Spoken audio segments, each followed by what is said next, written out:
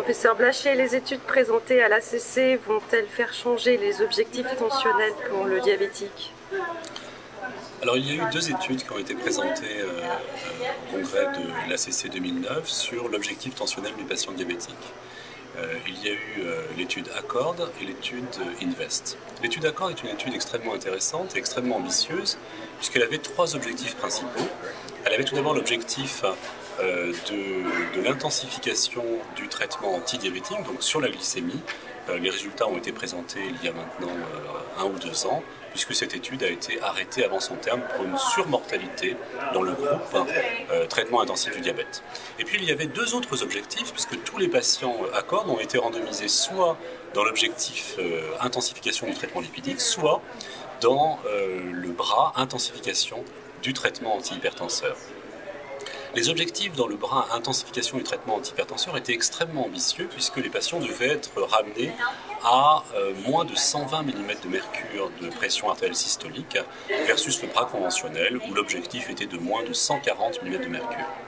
Et c'est vraiment intéressant de voir, et c'est peut-être le premier résultat de cette étude, que réellement les investigateurs ont joué le jeu, puisque dans le bras moins de 140, on était à 134, je crois, de pression systolique, et puis dans le bras moins de 120, on était réellement à 120 ou à 119 de pression systolique moyenne. Donc ça veut dire qu'il y avait 15 mm de mercure, 14 mm de mercure de différence entre les deux groupes, entre le bras intensif et le bras traitement conventionnel. Le critère principal de jugement était le même pour tous les objectifs de l'étude ACCORD et c'était en fait un critère qui combinait l'infarctus du myocarde, l'accident vasculaire cérébral et la mortalité cardiovasculaire. Donc le résultat principal de ACCORD, c'est qu'il n'y a pas de différence en matière de critère principal de jugement dans le groupe traitement intensif versus le groupe traitement conventionnel. Donc l'étude est négative. Alors habituellement, lorsqu'une étude est négative, il n'y a pas lieu d'aller regarder le résultat dans les sous-groupes, il n'y a pas lieu d'aller regarder le résultat sur des critères secondaires de jugement.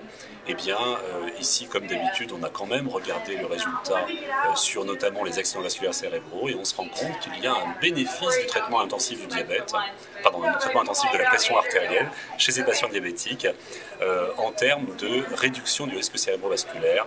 Il y a moins d'AVC dans le groupe traitement intensif que dans le groupe traitement conventionnel.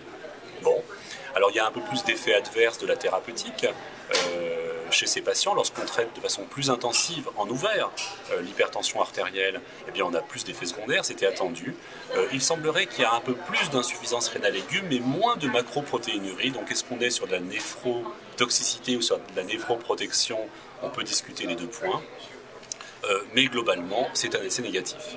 Alors, je trouve que vraiment cette étude, c'est malheureux, c'est presque du gaspillage, à savoir qu'elle est clairement sous-dimensionnée. Et c'est vraiment dommage d'avoir mis tellement d'énergie pour tenter de répondre à une question extrêmement importante pour le quotidien de nos patients hypertendus diabétiques et de ne pas avoir suffisamment de puissance pour répondre à la question posée, parce que clairement, cette absence de différence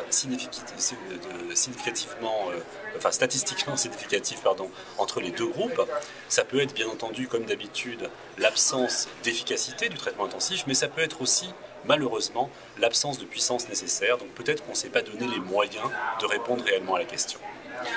Donc voilà le premier élément, un petit peu décevant. Et puis le deuxième élément, c'est l'étude INVEST.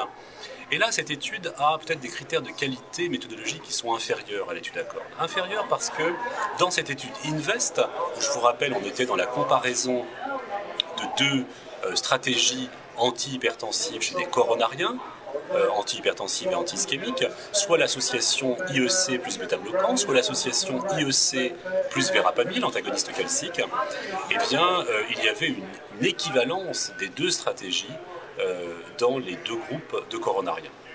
Alors, l'étude INVEST qui a été présentée là au congrès de l'ACC ne s'intéresse qu'aux sous-groupes des patients diabétiques, un peu plus de 5000 sujets, et puis est une étude post-hoc où on va regarder le pronostic des patients qui n'étaient pas à l'objectif tensionnel recommandé, c'est-à-dire plus de 140 de systolique, versus les patients qui étaient à l'objectif tensionnel entre 120 et 140, et versus les patients qui étaient au-delà de l'objectif tensionnel recommandé, à savoir moins de 120 pour la pression systolique. Eh bien, dans ces trois groupes, il y a une différence de pronostic, puisque les patients qui n'étaient pas à l'objectif avaient 1,5 fois de plus de risque cardiovasculaire que les patients qui étaient à l'objectif. Et par contre, entre les patients qui étaient en dessous de 120 par rapport aux patients qui étaient entre 120 et 140 de pression systolique, il n'y avait pas de différence statistiquement significative en matière de risque cardiovasculaire. Et même les patients qui étaient vers le plus bas de l'objectif tensionnel, moins de 110, moins de 115 de pression systolique, avaient une surmortalité par rapport aux autres. Alors qu'est-ce que ça nous amène cet essai ? J'ai envie de dire malheureusement pas grand-chose, parce que, encore une fois, c'est une étude en sous-groupe d'un essai thérapeutique qui a été designé pour toute autre chose, et puis c'est de l'analyse post-hoc, et puis en plus, ce que je n'ai pas dit, c'est que on ne s'est pas limité à la durée de l'essai thérapeutique, mais il y a eu une période de suivi après l'essai thérapeutique où les traitements ont été donnés en ouvert, et donc vraiment, je crois que le niveau de preuve amené par cette étude est vraiment très faible. En tout cas, les investigateurs concluent sur le fait qu'il n'y a pas de preuves formelles pour abaisser la pression artérielle de nos patients diabétiques diabétiques coronariens, en deçà de 120 mm de mercure, et qu'il y aurait peut-être un effet délétère chez ceux qui ont la pression artérielle la mieux contrôlée, c'est-à-dire 110 ou 115 mm de mercure. Donc finalement, en conclusion, ces deux essais thérapeutiques qui s'intéressent un peu à la même problématique, à savoir la pression artérielle optimale du patient diabétique, malheureusement ne répondent pas à la question. L'un, je crois, pour des problèmes de puissance, et l'autre, je crois, pour des problèmes méthodologiques. Je vous remercie.